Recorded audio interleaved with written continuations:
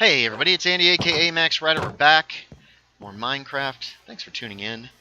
We are continuing working on these this little stable, or the stable. It's probably the correct term actually. I got some scaffolding here.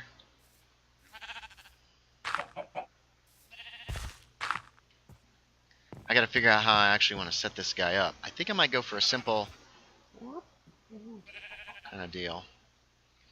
With the I should do this. There we go. That'll look kind of neat. Our overview is still not up. It's just disappointing, but it is what it is. For now, we're going to just light the heck out of this thing. Because what's most likely going to happen, actually, they can't go here, is, yeah, we're just going to go a simple rip. But, oh, come back here. We'll start it right here, like this. So, they reached Flannery's house. It's in a real nice part of town. Nice neighborhood. Oh, I won't need these guys here. Because they're not going to stick out.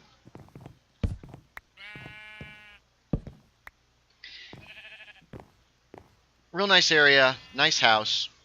Miss Eddington tries to just go talk to the man about the wine. He's very hesitant. It is prohibition. He's all nervous. He's all like, I don't know what you're talking about. He refuses to talk to her, refuses to confess that the wine is his, that he has anything to do with anything, essentially. That irritates everybody.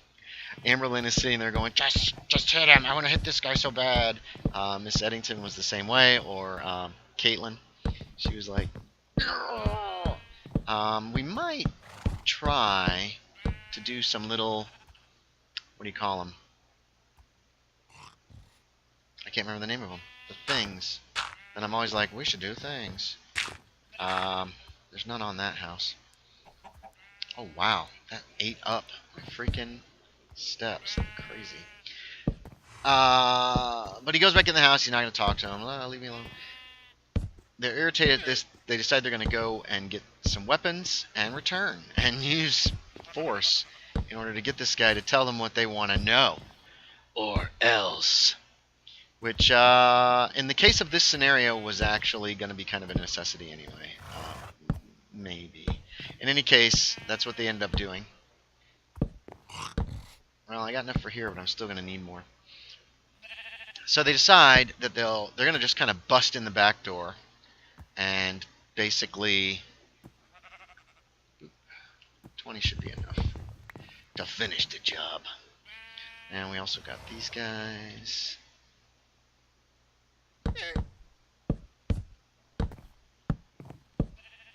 I could put some half slabs on those. I don't know how that would look though. Dormers, whatever they're. Not dormers. Yeah, let's do this.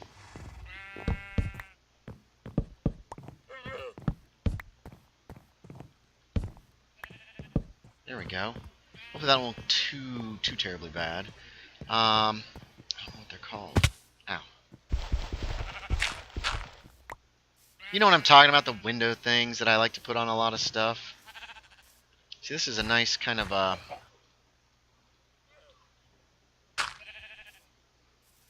not terribly steep little way up.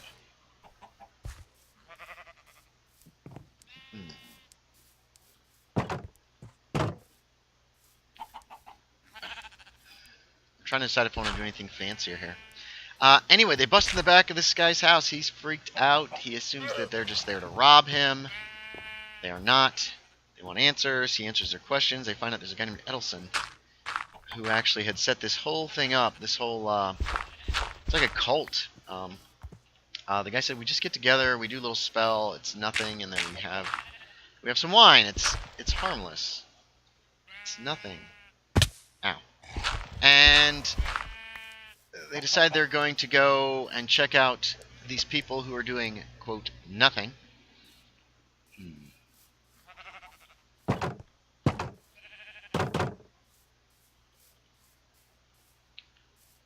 No, the only problem is what I've got is I've got even numbers here. So that's going to be tough. That looks kind of nice, though. Oh, wait a minute. We got to finish that up. So, they're off to figure out who's the guy in charge of this whole mess, what he's doing, what he's up to, what's the sitch. They take him with them, which my NPC Virgil Thomas was not happy about, because the fewer witnesses, the better to whatever they were going to do. This has been almost done. It's an open-air stable. I'm probably going to put a barn in it sometime in the near future. So they drive to the house. They learn, they've got a key. They've got a mask. Milo goes in. We're going to, what did I just do? Oh, I could even put a Oh, I can't. There's nowhere to go. Alright, let's see if there's any chests in here. So, Milo goes in, he cases out the place. Basically, he's able to let himself in. Nobody's upstairs. He creeps down to the basement. He finds the robes and stuff. Listens. He can hear him chanting and dancing around in there. It was actually a really good thing that there wasn't any kind of like a time limit on this one, because they really took their time, which is fine. I have 2 chests. We'll take them. But he goes back to the rest. He says, here's what's going on. They all decide they're all going to kind of come down into the basement and loiter down there, basically, while Milo goes in, does a little dance. Now, meanwhile, Joel Johnson, our union activist, he heads... I think that's going to be enough. He heads upstairs to search the place. He finds the guy's bedroom after some time. And, yeah, no. Wait, are these trap chests? Okay, put those there. 6 is what I'm probably going to need, though. Either 4 or 6. That's a very tall building.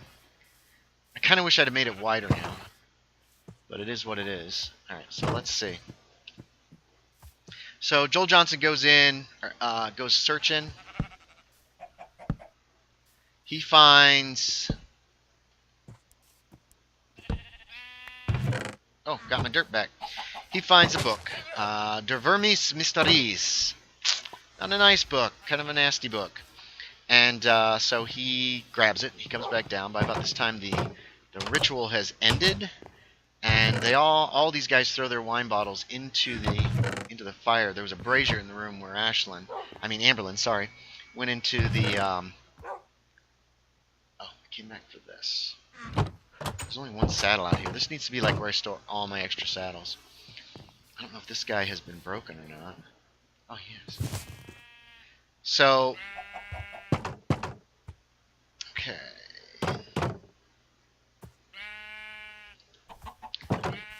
They all break their little thing into the, they smash it in the brazier.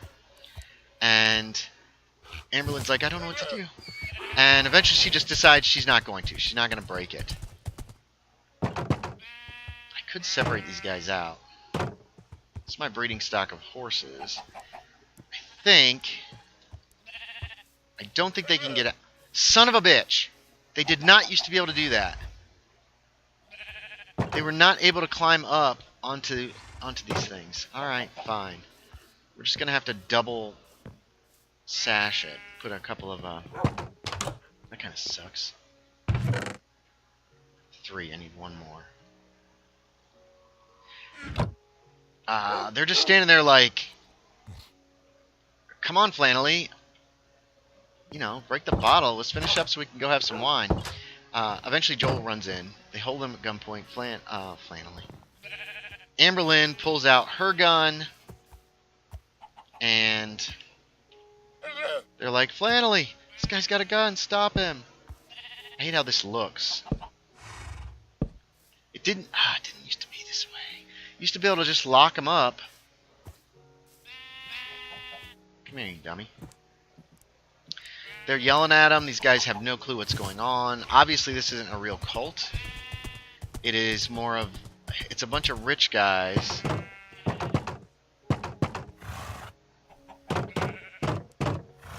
Now what I could do, and I think I might, is go ahead and just...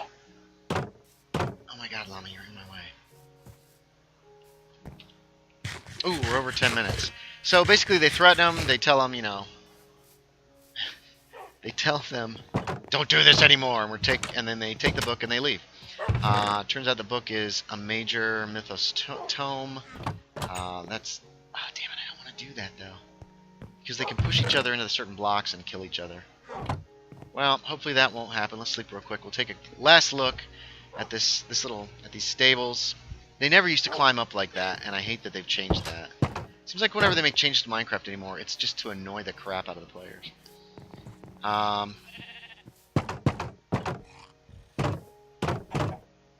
Let's take off the saddle. Go up there.